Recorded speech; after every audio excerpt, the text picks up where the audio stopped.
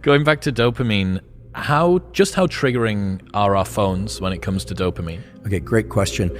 We often hear that, that social media getting dopamine hit after dopamine hit.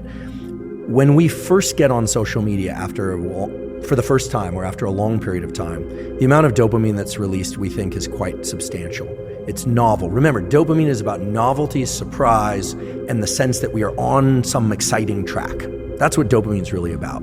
It puts us into states of readiness, anticipation, looking, seeking, etc., almost always for things outside the confines of our skin. Just to contrast it maybe for a bit more of a future discussion, serotonin does the opposite. When there's a lot of serotonin in our brain and body, typically it makes us feel satisfied, sated, and more quiescent, comfortable with what we have in our own immediate sphere and within us, right? The comfort of a good meal, the food you have. Dopamine is about go, go, go. If you look at somebody who's high on cocaine or methamphetamine, it's all about pursuit, because that's a very dopaminergic drug. You look at somebody who's taken a drug, and I'm not suggesting people do this, but it really ramps up serotonin. Let's say a selective serotonin reuptake inhibitor, Prozac, Zoloft, etc.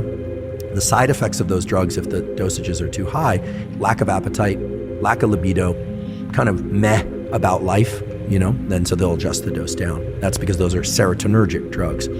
So in general, when we are in pursuit of things, dopamine is quite high. Let's say you're no Wi-Fi on the flight or something, and you land. It can actually be quite stimulating. You get a lot of dopamine. Oh, there's this. Oh, there's that.